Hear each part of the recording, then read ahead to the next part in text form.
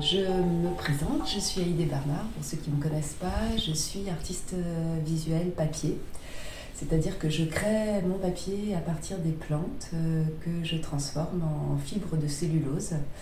Donc je pars des cueillettes, des plantes autour de moi, je suis vraiment en rencontre avec ces êtres végétaux et ensuite je vais créer avec leurs fibres des papiers qui vont avoir des couleurs, des teintes spécifiques selon les plantes et avec lesquelles je vais pouvoir composer et ma matière et un graphisme en même temps.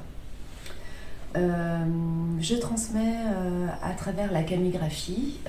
La calligraphie expressive, c'est un organisme de formation, donc j'ai inventé ce mot à partir de kami. Kami, ça veut dire plusieurs choses en japonais, ça veut dire papier, et ça désigne aussi les divinités shinto, les petites divinités de la nature, les petites grandes divinités de la nature. Et donc ça me plaisait beaucoup de relier l'esprit et la matière papier, comme c'est le cas au Japon, dans le shintoïsme. Et aussi, Camille, ici, là où je vis en Occitanie, c'est le chemin. Donc, comme je cueille souvent les feuilles, les végétaux du bord du chemin et que j'aime aussi le cheminement, j'ai inventé la calligraphie expressive. C'est un organisme pour transmettre mes connaissances de différentes façons et cette fois, j'avais envie de vous proposer, donc j'ai commencé en janvier, des capsules, des capsules vidéo sur la créativité au fil des saisons.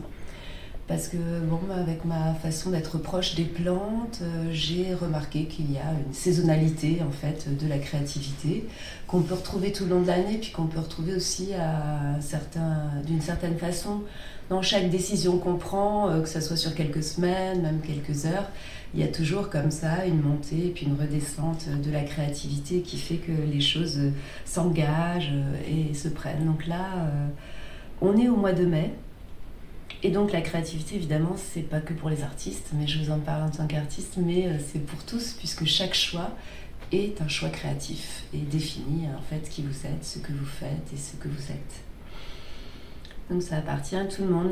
Donc ce mois de mai, c'est le temps de l'incarnation. Pourquoi ? On vient de fêter Vesak, en fait, c'était la pleine lune, je crois, 24 avril par là, qui vient d'être fêtée. Donc c'est une fête qui est surtout fêtée chez les bouddhistes parce que donc elle commémore il y a 2500 ans la naissance de Bouddha. Donc c'est l'incarnation d'un dieu sur terre en fait, Vesak. Et ça correspond cette année avec ce mois de mai qui arrive. Et en astrologie en fait le soleil vient d'entrer dans le taureau qui est un signe de terre et la lune est en scorpion qui est un signe de mystère, un signe de grande transformation, de vie, de mort, enfin. Donc il y a une profonde transformation comme ça qui est un petit peu au-delà de notre simple vie, qui vient féconder en fait notre incarnation, nos aspects terrestres.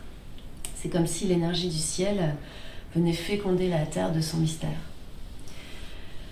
Le taureau, donc, c'est la force tranquille, c'est Gaïa, la mère nature, la terre nourricière. On peut penser à Hathor aussi, qui est une divinité féminine, et c'est une divinité égyptienne qui est représentée avec les cornes, comme ça, des cornes de vache, qui viennent comme capter, en fait, encore une fois, l'énergie du ciel pour venir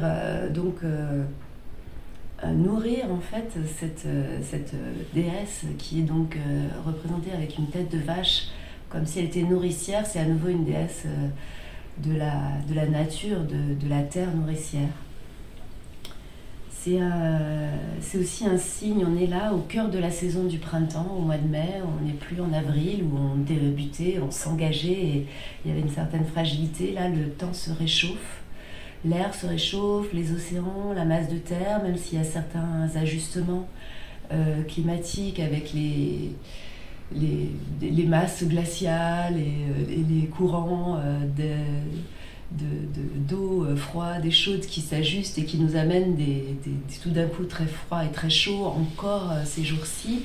Au mois de mai, il y a quand même des nuits plus chaudes, le printemps est vraiment en plein, quoi, en fait.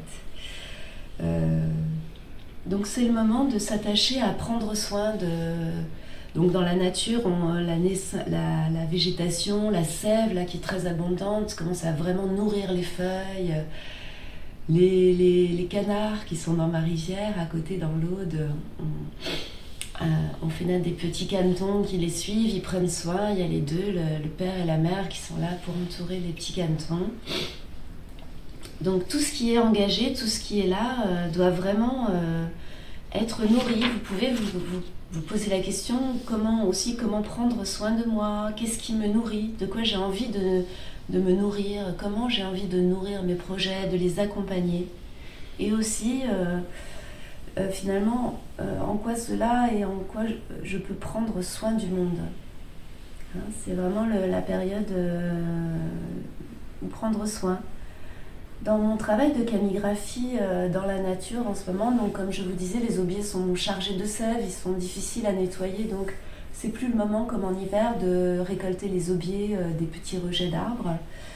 Mais ça va être plus le moment pour la graminée, pour tout ce qui a une poussée en croissance comme ça, très rectiligne, très grande, comme la folle avoine que j'ai pris soin de récolter, que je prends soin de récolter en ce moment. Là, elle commence à être en fleurs et elle va permettre d'avoir une fibre très fine et pourtant solide, très fluide, beaucoup plus fluide que quand elle est pailleuse après la floraison et qu'elle devient toute sèche au mois de juin, juillet. Voilà, pour les feuilles, ça va être le tout début. Là, on est encore dans les essais. Je me rappelle quand je commençais à créer le papier et que je faisais mes premiers essais parce que je voyais les feuilles, mais elles n'avaient pas encore tout à fait la fibre assez mature pour ressortir. Il y a beaucoup de peau encore et d'eau dans la feuille, mais la fibre se constitue et courant du mois, on pourra commencer à extraire certaines de leurs fibres. Voilà, donc pour ce mois de mai, ce que j'avais envie de vous partager, c'est vraiment un mois pour accompagner, pour maturer. On arrive vraiment vers le solstice qui est fin juin. Il faut protéger le vivant, protéger ce qui est vivant en vous, protéger ce qui est vivant dehors de vous. Et voilà, c'est juste ça. Nourrir comme un père ou une mère ce à quoi on a donné naissance, que ce soit des projets d'esprit ou vos petits. Et ben, je vous souhaite un bon mois de mai et au prochain mois.